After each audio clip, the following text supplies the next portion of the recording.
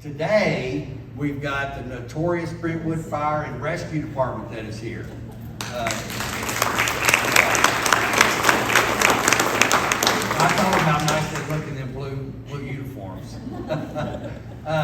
So we're having 2 of these town halls with the Brentwood Fire and Rescue. So they are here today. They'll be here. They'll be back again next month. We also have the Brentwood Police Department that's coming twice. So they will be here, I think, in August and once in September. We're going to do the same thing. They're going to come and just share some information with you that's helpful for you, that's helpful for them, and it kind of helps us give some face time to kind of understand, each other. We will have, they have the fire truck outside, so I know all of you are going to be really cold by the time they get done speaking, so we can warm you up if you want to go outside and look at their fire truck. But it's a lot of good stuff on there. I do want to add, you guys still have the Citizens Fire Academy, right? So I know one of the residents on the facilities committee actually finished doing that. David did. Yeah, so I encourage you to be a part of that. It's here for you to take, to understand that. I took it years ago, and it's mind-opening. I mean, there's a lot that you don't see when you see that fire truck going down the road. I mean, you understand why they park, what they have, why they have what they have, and how hard their job is. So I'm going to stop talking. He's going to. This is Jeff Pender. He's going to introduce, I guess, his guys, and we'll let them speak, and then we'll go out and see the truck when they get finished. Okay. Thank you, Eddie. Good afternoon. And I'm going to echo, first of all, my name is Jeff Pender. I'm the fire marshal. And so my job here is to make sure everybody's safe, right? So I harp on Eddie. That's why y'all are so safe, because I have to harp on Eddie. And he doesn't like to hear me talk. So generally, I'm just kidding. But this place is in great shape, by the way. They do a fantastic job of keeping all this life safety stuff up to date. And so y'all are in a great place here at the Heritage. But I want to reiterate what he said about Citizens Fire Academy, because that is one of my programs that I run as part of the Fire Marshal's office. And Dana went through it this year. He had to take a couple weeks off because he got married or something like that. Wow, that's awesome. So he had his honeymoon. But we've had, we have all ages come through, and we would love to have you. We spend 8 weeks telling you all about what we do. That we figure if the police are going to have a police academy and talk about us in their police academy, then we might as well have a fire academy and talk about us too, right? Because they like to talk about us and we like to talk about us. So, but it's a great program. You'll love it. We get to fight fire if you want to do that. You get to rappel if you want to do that. And it's a lot of fun. Yeah, I know. I see eyes rolling. At this age, yes. At this age, you can do it. We've never let anybody fall. So, But yeah, so as part of the fire department, again, I'm in the fire marshal's office. That's me, fire marshal. So, and I'm in charge of all the code compliance stuff, fire codes, making sure buildings are safe, exit signs are lit, fire sprinklers work, all that kind of stuff. And then I'm also in charge of public education, where we get to come out and do great things like this, speak to the public, and let them know the types of things that we do. But you don't want to hear that from me. You want to hear from the guys that do this all the time. I have a really cool fire truck, but it's just a little SUV. They got the big fire truck that you want to see later, so I'll let them talk to you about what they do and how they respond and what they would expect to see from you all when they show up at your place. Okay, so I'm going to introduce Lieutenant Giroux, and this is his crew from Station 2. This is one of the 3 crews that would be normally responding to the Heritage here, especially for medical calls. So, Lieutenant Giroux. Chief. As Chief Pender said, my name is Lieutenant Jeremy Drew. We're Station 2B shift. We have 3 shifts, which one of our engineers will be explaining more about how our shifts work and what our work schedule is like. I am the fire inspector that has been assigned to the Heritage. So you will see us in September walking through all the buildings, ensuring we have code compliance. We work very closely with Eddie and Jason. I saw him here somewhere. There he is. So just as Chief Pender was saying, he harps on Eddie, he harps on me as well to make sure this place is safe. So it's our pleasure to do this. I've been with Brentwood for 21 and a half years now. So 5 years as a lieutenant. And I'll start to introduce some of my crew here. The first one is firefighter Jack Sweeney. I'll let him introduce himself and where he's from, how long he's been with us. I've been with Brentwood 3 years now. I'm a firefighter, and originally I'm from Chicago.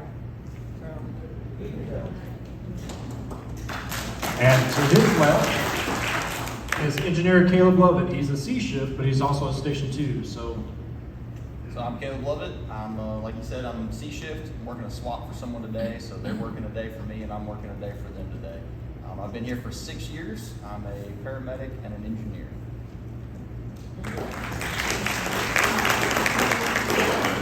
And to the left of him is engineer Trevor Deneau. Hi, like he said, my name is Trevor Deneau. I am also an engineer paramedic like Caleb, so we drive the truck and then do all the medical care on medical calls. I've been here for 7 years and assigned to Station 2 as well. And last but not least, to my left is going to be engineer Dan Hillis, and he's going to start to give you some more specific information about Brentwood Fire, what we do, and what we provide. Good afternoon. I've been here for 21 and a half years. I'm an engineer, and everybody calls me Dano, but I've been at Station 2 for probably about 12 years. I was at Station 3, which is down around Cool Springs area before them. I'm going to tell you a little bit about the history of Brentwood Fire Department and the organization as a whole. We've got 70 members of the department.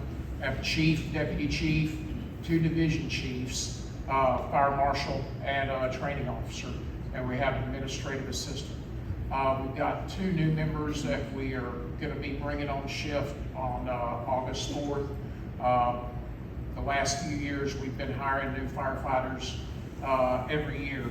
We've got 5 stations within the city. Station 1 is up at Maryland Farms at City Hall. They have an engine and a tower that run out of that station. Station 2 is right here on Wilson Pike. That responds to here. We have a heavy rescue and an engine at that station. Station 3 is down around Cool Springs off of General George Patton. And it's got a ladder truck station there. Station 4 is over off of Sunset across from Governor's Club, and they have a single engine there. And Station 5, our newest station that opened up this year, is over off of the Split Log and Ragsdale intersection, and they have a single engine that runs out of that company. Now the engines that we run for the city of Brentwood, they cost around $1 million a piece in that neighborhood for each engine. And by the time we've gotten the engine completely outfitted with everything we need to operate on it, it's another additional $75,000 in equipment that we would put on the truck. So we spend a lot of money to try to make things safer in the city. Brentwood established the fire department as a city department in 1986. Before the city took over operation of the fire department, it was a privately run fire department that ran a subscription service. It was Brentwood Fire Inc. The subscription service basically meant that each month you would get a letter in the mail or a bill in the mail from the fire department requesting a certain amount of money. And if you had a problem, they would come out and they would take care of the problem. If you didn't send the money in and become part of the subscription, when they would come out, you would be charged for whatever equipment or personnel came out on the scene. When they first started with the city-run department, we were on 8-hour shifts, which means we had 3 shifts working 8 hours around the clock. Some of the problems that we ran into with the 8-hour shifts is, since they're just here 8 hours, finding something for them to do, especially at nighttime, instead of just sitting around or sleeping while they're at work. So there were occasions when we would go out and service hydrants. There would be people out in the middle of the night running around the neighborhood servicing hydrants, and that kind of got to be a little bit of an issue, having people running out late at night. So several years down the road, the city decided to go to a 24/48 schedule for the fire department, which should still be 3 shifts, but basically the 24/48 was we were here for 24 hours. We'd come in at 7 in the morning, we'd leave at 7 in the morning, and we'd be off for 2 days. Back in 2011, we decided to even broaden that shift to a 48/96 shift, which means we come in at 7 in the morning and 2 days later, we go home at 7 in the morning. We came on 7 o'clock yesterday morning, we'll leave to go home 7 o'clock tomorrow morning. But we won't have to come back until Sunday at 7 o'clock. We did this for 2 main reasons. One is nobody, or very few people that live or that work for the city of Brentwood live in the city of Brentwood, so we all have to commute in. So to keep our costs down from traveling into the city to work, that keeps us from having to drive in as much. And also there were studies done that showed that on a 48/96 schedule, less sick time was taken. So that was going to be a benefit to the city. And so far that's what we've been running ever since.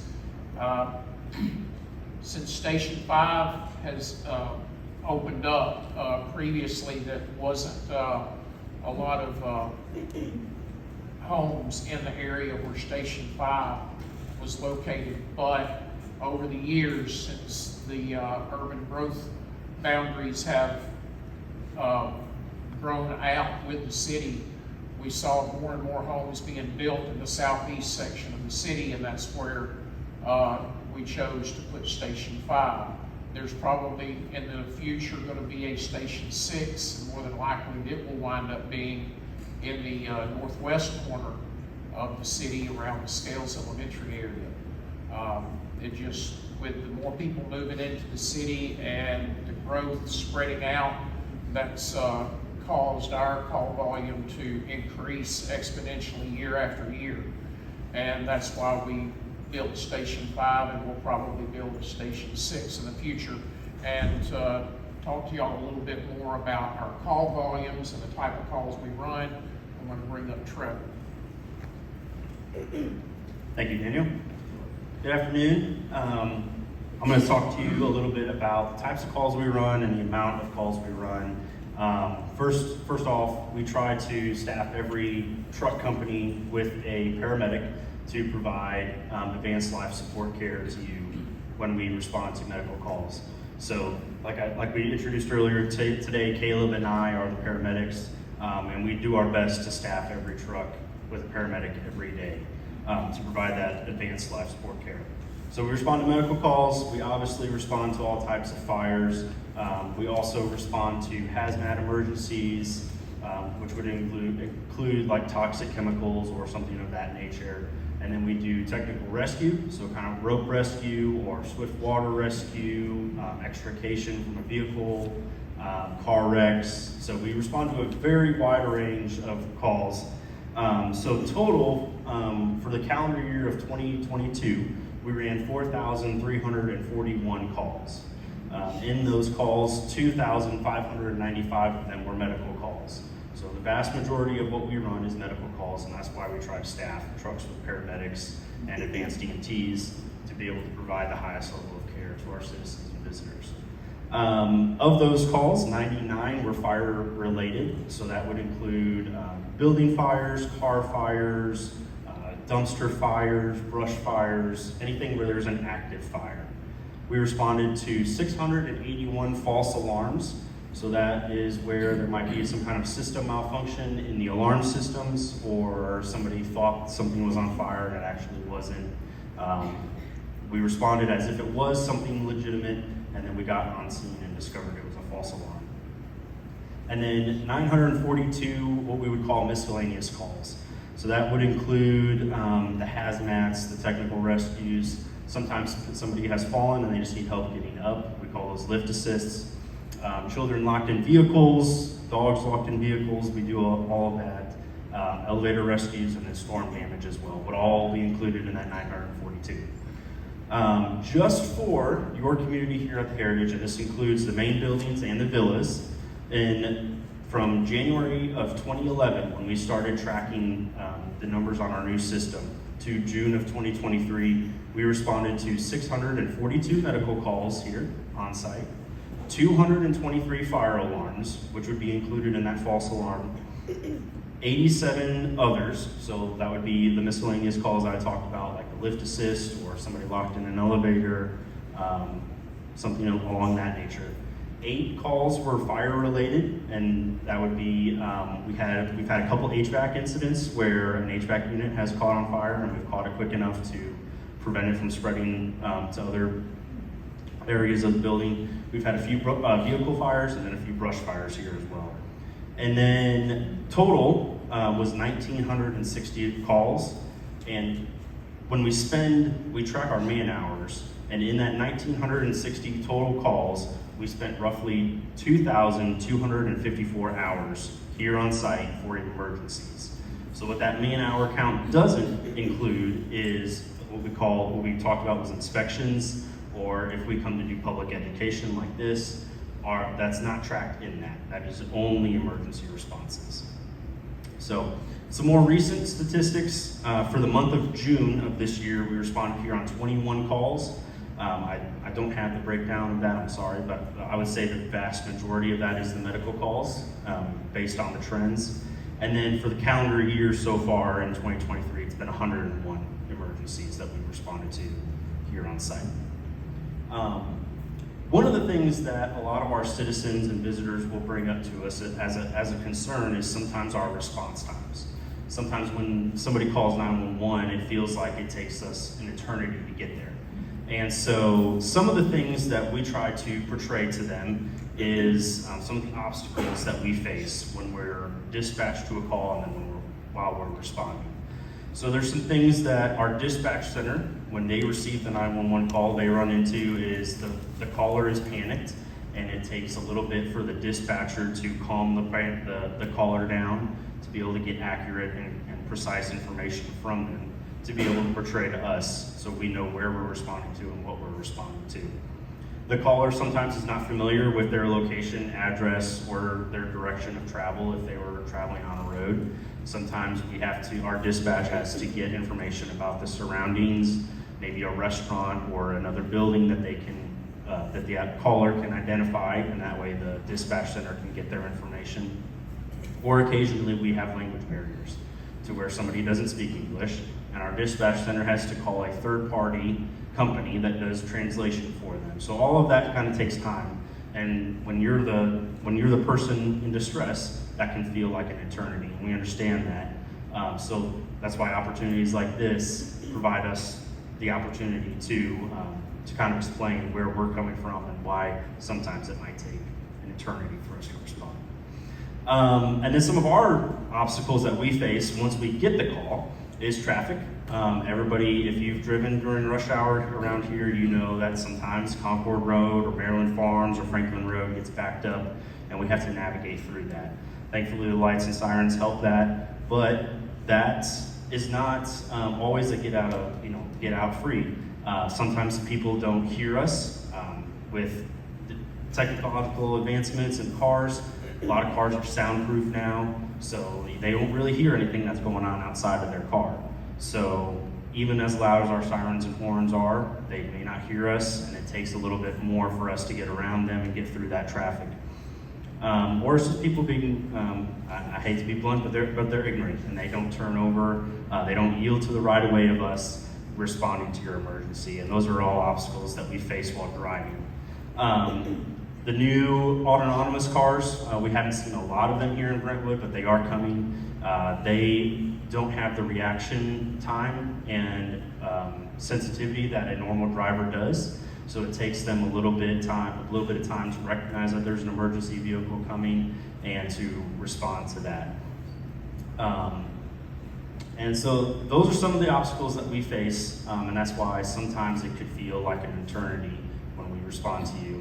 Hopefully that provides you a little bit of insight from where we're coming from.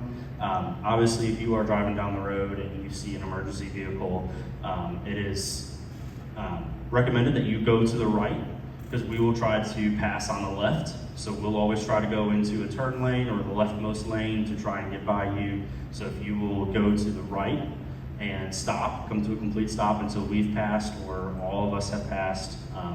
There may be more than one of us responding. We may be following each other to an emergency. So always look for more than one of us. There may be a police officer or even an ambulance. But thank you for your time. I'm going to turn it back over to Daniel.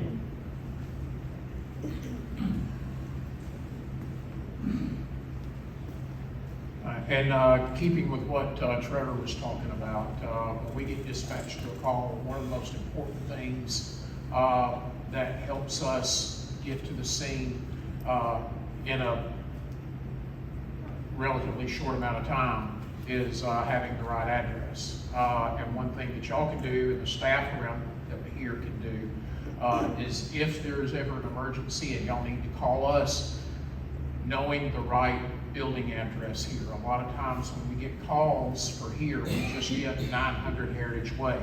Well, 900 Heritage Way is just the clubhouse. Every other building around here has got a Wheatfield Circle address. The Dogwood is 100. The mental health facility is 101. Summerfield is 102. Redbud is 108, and Magnolia is 300. And then you've got the Garden Villas that have their own individual addresses around the outer ring. So letting us know exactly where we need to go, make sure that we get there in a more timely manner. And for the staff that work here, especially the medical staff that show up before we get here, them having a face sheet for each individual person here that they can provide to us, that gives us a lot of medical information on the patient that will help us provide adequate care.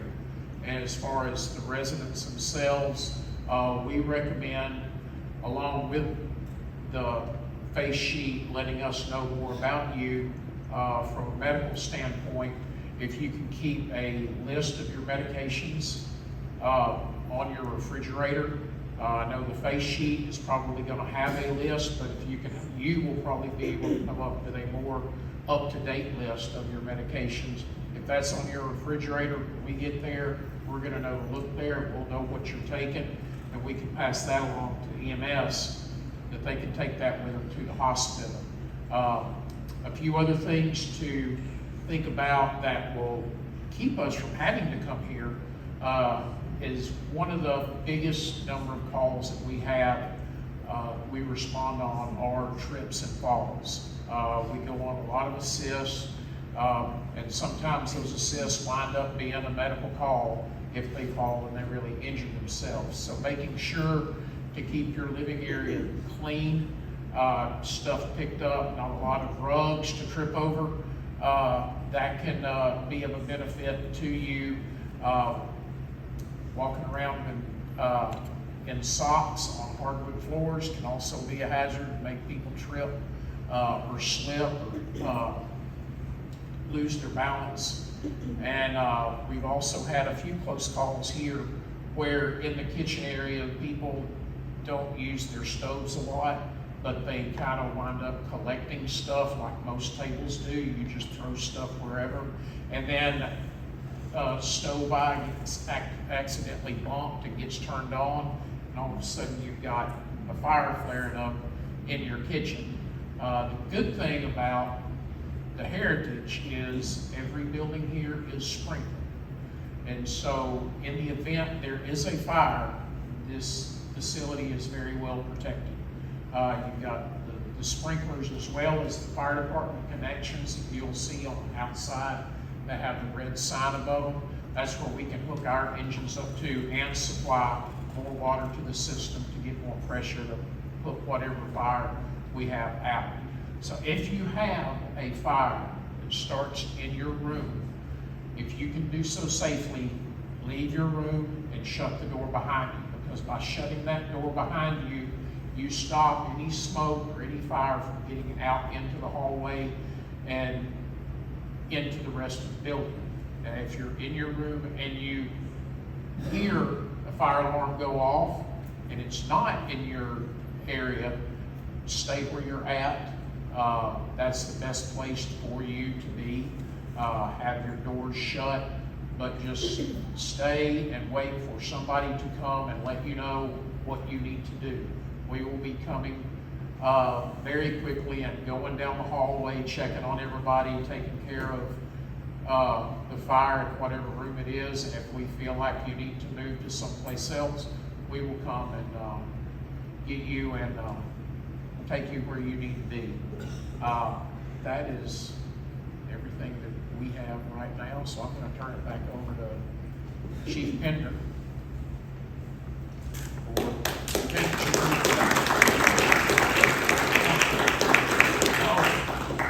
I did forget something. Thank you. In every bathroom, you have a pull cord. If you have a medical emergency, if you can get to that pull cord, go and pull on that, because that will send a message to the nursing staff at Summerfield, and they can get to you a lot faster than we can and get started with treatment before we get there. But that also lets the nursing staff know that there is a problem. So that is probably, and it also sends an alarm out as well. So that's one of the fastest ways to get somebody to your room if you have a medical emergency. Now, All right, thanks, Dano. All right, so that's a little bit about what we do and what they do. They respond. I don't respond too much anymore, but we have a great group of men and women in our fire service that provide excellent care, and whether it's a fire, a wreck, a medical emergency, everywhere I go, people will come up to me and say, "Oh, we had your guys respond to our house on whatever, a medical call," and they were just so nice, and they took care of, my family member, and they answered all the questions. If they had to move furniture, they moved it back. So we have a great group of people. I'll brag on them every day because they are a wonderful group of people. And even those guys in blue that are going to come talk to you in August and September, the cops, they're really good too. We pick on them, like our brothers and sisters, but they're really good people too. So thanks for letting us come and talk to you today. We are going to step out and look at the fire engine. If you would like to look at the fire engine, you can come outside with us. We'll be out there for a few minutes until we start to melt, and then we'll come back. I'm just kidding. It is a little bit warm, but we would love for you to come look at the fire engine with us and take a look. And that way you can see some of the equipment that we have that we can't drag in here, right? So you're welcome to come out. Was this the team that came out with the ladder truck and practiced? So that was A shift. Did everybody see the ladder truck when it was here, the tower truck? Yeah, that was really cool, right? We don't generally get the opportunity to do that, to bring, and that was A shift. That was the crew that worked 2 days ago.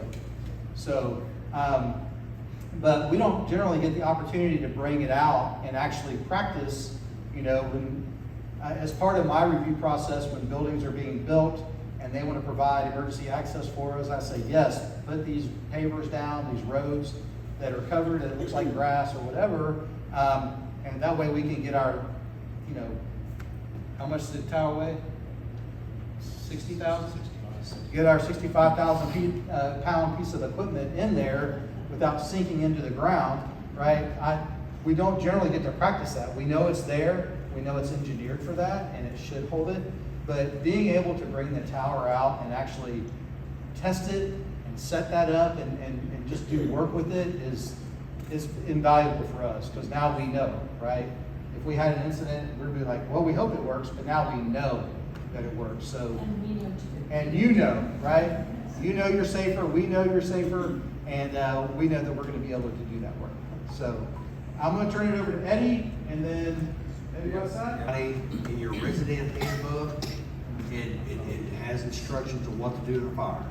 Just like you said, coming out in the hallway, having somebody going, hey, what's that alarm going on? That sometimes can be the worst. And what I've always done, I went through a fire drill years ago, was a smoke test. And what they did is they took this senior retirement community and filled it full of smoke. It was not smoke, but, and so they did this fog machine. And when you can't see in front of your face, that's the worst thing ever, is to be out somewhere where these guys are trying to find their way down that hallway. And that's why we don't put stuff in the hallways. We don't leave tables out and lamps and chairs. We want these guys to be able to find through with all the equipment they have on to get to that area without tripping over things. So do me a favor, refer back to your resident handbook. There's pages in there, I think it may be 42, pages 43 or something, and it tells you everything to do in the inclement weather and with fires, okay? So if you will, let's go out the back door. We can go down this sidewalk here and you can come out and look at the fire truck. No driving the fire truck though. Can we do the siren? Yeah.